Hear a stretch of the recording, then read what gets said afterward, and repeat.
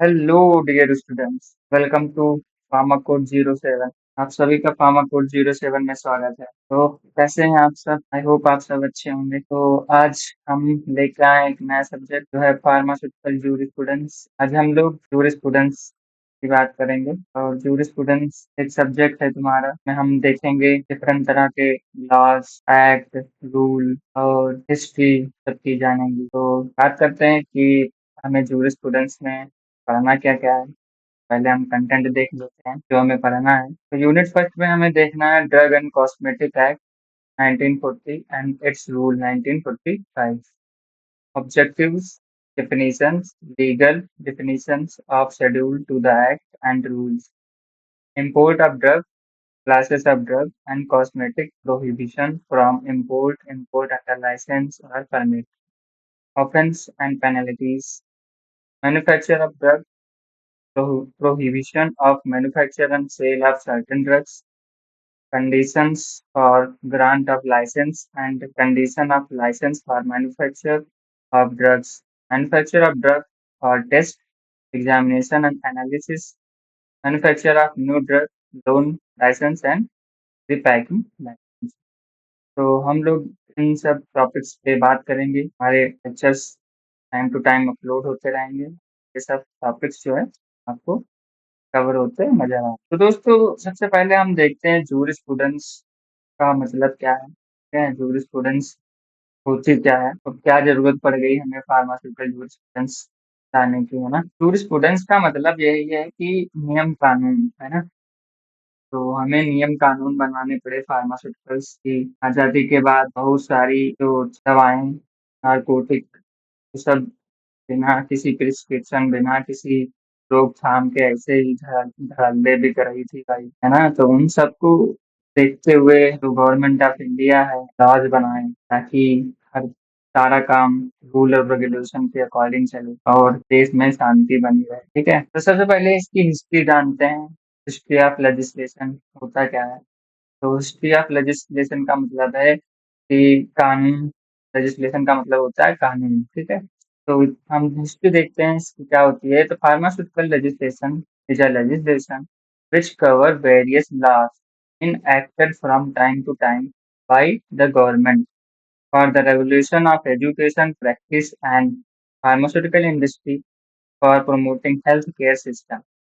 Pharmaceutical legislation का मतलब है वो कानून, ठीक है, जो बहुत सारे लॉज को लाता है और वो टाइम टू टाइम जो होता है चेंज होता है। ठीक है, टाइम टू टाइम चेंज होता है और time to time various laws जो होते हैं वो इसमें कवर किए जाते हैं। किसके द्वारा? गवर्नमेंट के द्वारा। ओके, ताकि क्या हो सके, जो एजुकेशन है, प्रैक्टिस है, फार्मास्यूटिकल इंडस्ट्री है, उन सबको रेगुलेट कर सके, ताकि जो हेल्थ केयर सिस्टम है उसको हम प्रमोट कर सकें और पब्लिक हेल्थ की हम सेफ्टी प्रोवाइड कर सकें पब्लिक हेल्थ को, ताकि जो सोशल इकोनॉमिकल हेल्थ एस्पेक्ट्स है सोसाइटी की वो बनी रहे। इसलिए ये लेजिस्लेशन, कानून व्यवस्था लाई गई थी।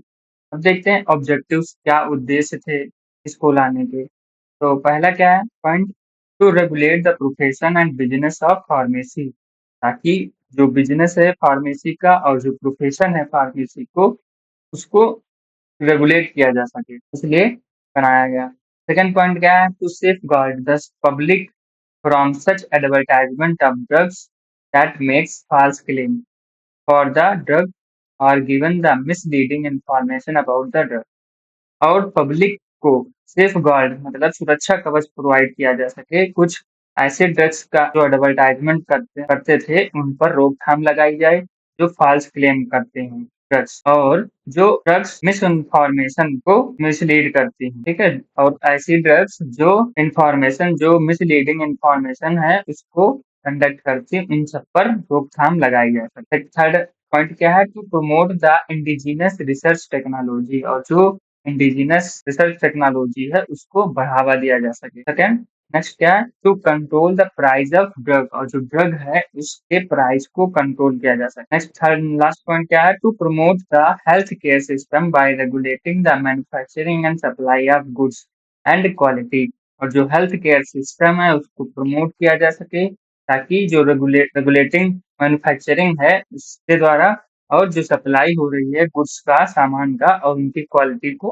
प्रमोट किया जा सके। तो ये सब उद्देश्य थे हमें फार्मेसी में लेजिस्लेशन लाने की। नेक्स्ट स्लाइड देखते हैं, फार्मेसी लॉ एंड एथिक्स में देखते हैं pharmaceutical legislation in India. Pharmaceutical legislation India में कब और क्या-क्या किसने कितना कंट्रीब्यूशन दिया के बारे में देखते हैं।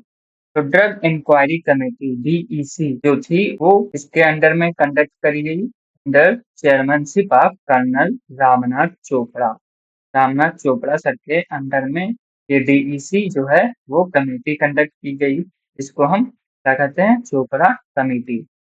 फिर प्रोफेसर महादेव लाल सराफ जो है वो फादर ऑफ इंडियन फार्मेसी है।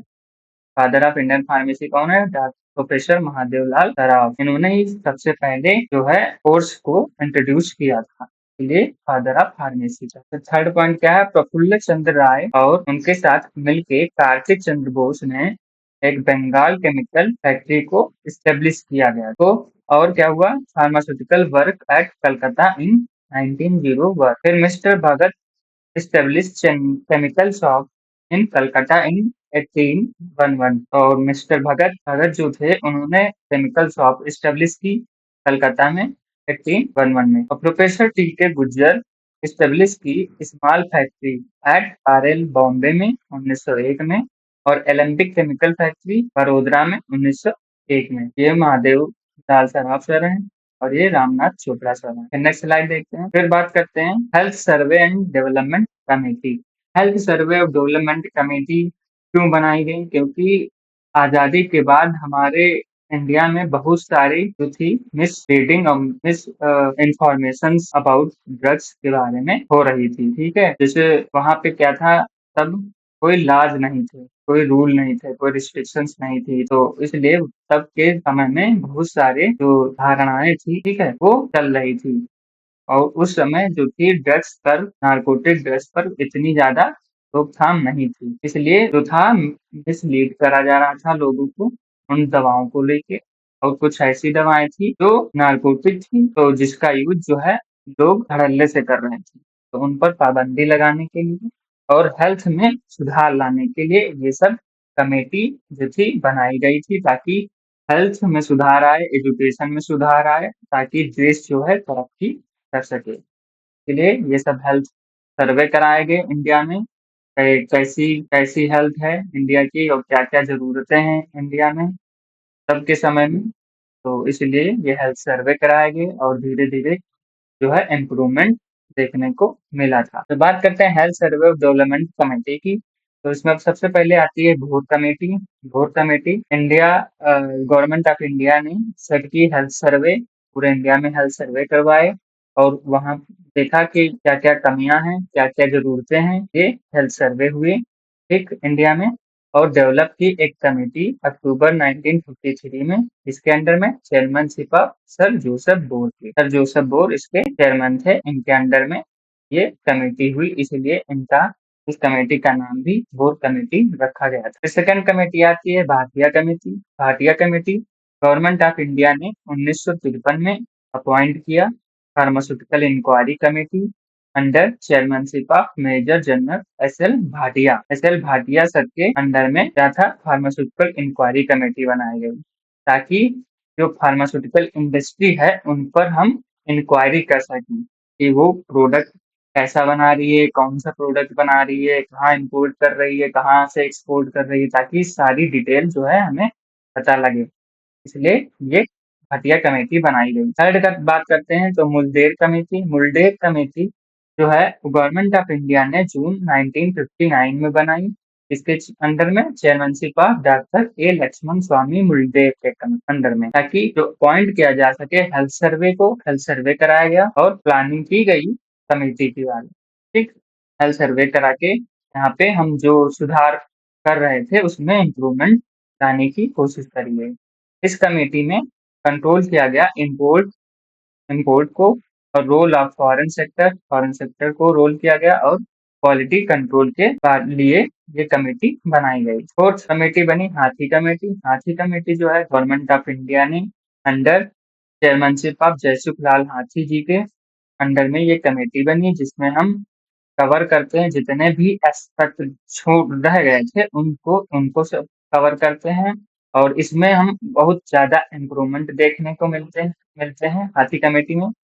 और इसमें हम बात करते हैं लाइसेंसिंग की, प्राइसिंग की, ठीक है? और सारे जितने भी रिलेटेड हमारे रह गए थे इश्यूज उन सबको हम इस कमेटी में कवर करते हैं। तो ये हमारी हाथी कमेटी है। तो 4 कमेटी बनी थी, कोर कमेटी, भाटिया कमेटी और मुल्दे कमेटी, हाथी कमेटी। तो 4 कमेटी हैं, तो इन चारों को याद रखना और ये जो चेयरमैन है इन सारे चेयरमैन्स को याद रखना, ठीक है? ये कॉम्पिटिटिव एग्जाम में कहीं ना कहीं पूछ लेते हैं। नेक्स्ट बात करते हैं कुछ डिफिनीशंस की, जैसे कि ड्रग्स ड्रग्स क्या होती हैं, ठीक है? कॉस्मेटिक क्या होती है, मिस ब्रांडेड ड्रग्स क्या होती हैं। तो देखते हैं ड्रग्स क्या होती है। ड्रग क्या होती है, वो सभी मेडिसिन जो इंटरनल या एक्सटर्नल यूज करी जाए ह्यूमन के लिए या फिर एनिमल के लिए, और वो ऐसे सब्सटेंस जो कि यूज किए जाते हैं डायग्नोसिस, ट्रीटमेंट, मिटिगेशन और प्रिवेंशन ऑफ डिजीज के लिए, वो सभी सब्सटेंस को हम ड्रग की तरह कंसीडर करते हैं।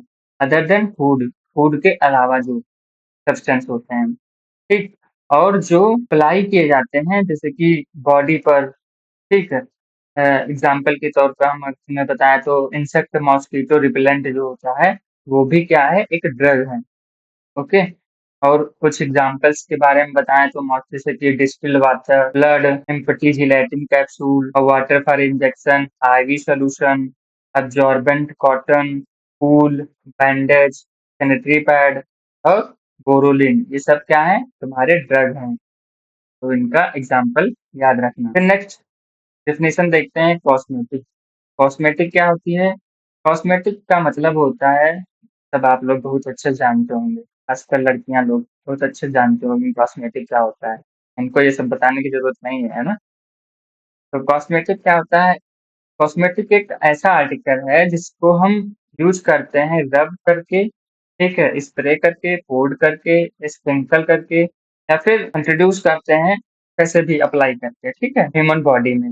इसके लिए ताकि क्या हो सके, उससे क्लीनिंग हो सके, ब्यूटीफाइंग दिख सके और अट्रैक्टिवनेस को प्रमोट कर सकें और अपीयरेंस को बढ़ावा दिया जा सके। तो ये कॉस्मेटिक का यूज किया जाता है। और कॉस्मेटिक का बात करें तो हम इसमें क्या देखते हैं कि जो सोप होती है उसको हम कॉस्मेटिक में इंक्लूड नहीं करते हैं। ये बात ध्यान रखना, जो सोप है उसको हम कॉस्मेटिक में इंक्लूड नहीं करते हैं। अगर एग्जाम्पल की बात करें कॉस्मेटिक की तो उसमें क्या आता है, powder, nail polish, cream, toothpaste, गुदखू, गुदखू पता है क्या होता है, मिश्री, वो भी क्या है, हमारा कॉस्मेटिक के अंडर आती है। फिर देखते हैं miss branded drug. Miss branded drug क्या होती हैं? तो मिस ब्रांडेड ड्रग्स वैसी ड्रग्स होती हैं जो कि ज्यादा कलर्ड हों, ठीक है, बहुत ज्यादा मतलब जो ओरिजिनल ड्रग है उससे ज़्यादा दिखें अपीयरेंस में, ज़्यादा कलर्ड दिखें, कोटेड दिखें, पाउडर दिखें या पॉलिशिंग दिखे, ठीक है? और डैमेज को कवर करने के लिए जो एक्स्ट्रा यूज़ किया जाते हैं, ठीक है? जैसे कुछ डैमेज हो गया उसको कवर कर रहे हैं, ठीक है? वो भी सब क्या आती हैं, मिस ब्रांडेड ड्रग में आती हैं। और जैसे कि इसमें देखते हैं तो लेबलिंग उनकी फ़ाल्स होती है, मतलब सही नहीं होती है, मिसलीडिंग होती है, कुछ अलग ही उनकी लेबलिंग होती है। और पैकेजिंग जो होती है उसके कंटेनर्स और उनके ओरिजिनल वाले कंटेनर से बहुत डिफरेंस होता है। तो ये सब जो होती है मिस ब्रांडेड ड्रग में कंसीडर करी जाती हैं। और आप मिस ब्रांडेड ड्रग्स को आप ऐसे इजीली ही पहचान जाओगे कि ये नकली है, ये असली है, क्योंकि कुछ उसमें जो ओरिजिनल ड्रग्स होती है उससे वो बहुत ज़्यादा डिफरेंस आती हैं। ये वो सब मिस ब्रांडेड ड्रग्स में आती हैं। नेक्स्ट पॉइंट बात करते हैं एडल्टरेटेड ड्रग। अडल्टरेटेड ड्रग्स क्या होती हैं? वो ऐसी ड्रग्स जिसमें क्या होता है, फ्लेथी, फ्लूटरेड और डिकम्पोज सब्सटेंस को कंटेन करती हैं। मतलब सड़ा गला और डिकम्पोज सब्सटेंस कुछ भी इसमें भर दे रहे हैं, ठीक? वो सब क्या कहती हैं, एडल्टरेटेड एडल्टरेटेड ड्रग्स कहलाती हैं। कि जो प्रिपरेशंस होती है, पैकेजिंग या स्टोरिंग, वो क्या होती है, वो ऐसे ही इनसैनिटरी कंडीशंस में करी जाती है। मतलब जहाँ पे कोई सैनिटरी मतलब साफ-सुथरा वहाँ पे नहीं है, वहाँ उसी में सैनिटरी कर दी जाती है। मतलब पैकेजिंग या फिर स्टोरिंग ये सब कर दी जाती हैं और ये जो होती हैं हार्मफुल मटेरियल्स में कंटेनर्स जो होते हैं जिससे बने होते हैं वो हार्मफुल मटेरियल से भी बने हो सकते हैं और इसमें पॉइजनस या डिलीरियस इंग्रेडिएंट्स भी मिलाए मिलाए जाते हैं या फिर होते हैं पहले से ही। ये सब क्या होती हैं हमारे एडल्टेटेड ड्रग्स होती हैं। तो ये सब सब्सटेंस जो होते हैं हमारी हेल्थ के लिए इंजूरियस होते हैं और इन सब सब्सटेंस की क्या होती है जो क्वालिटी होती है वो बहुत ही लो होती है। इन सबको हम किसमें कंसिडर करते हैं एडल्टेटेड ड्रग्स में।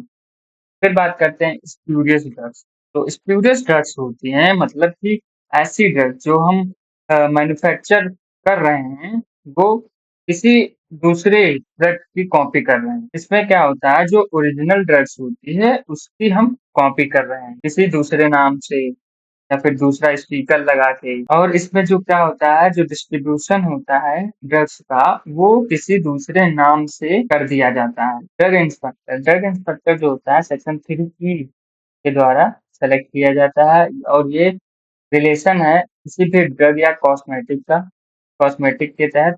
उसमें ड्रग इंस्पेक्टर जो होता है अपॉइंट किया जाता है सेंट्रल या फिर स्टेट गवर्नमेंट के द्वारा। ये करता क्या है ये चेक करता है। ठीक है, कोई भी स्टोर्स पे जाके आप सबको पता होगा स्टोर पे जाके या तुम्हारा प्रिस्क्रिप्शन भी देख सकते हैं, लाइसेंस भी देख सकते हैं, ठीक है? और कैसे आप हैंडलिंग कर रहे हो वो भी देखा जा सकता है कि आप नारकोटिक ड्रग्स को मेंशन कर रहे हो कि नहीं कर रहे हो और ये लाइसेंस प्रोवाइड करते हैं कि आपके यहाँ कितने मेडिकल स्टोर्स हैं और उनकी सारी रनिंग की कंडीशंस को भी चेक करते हैं।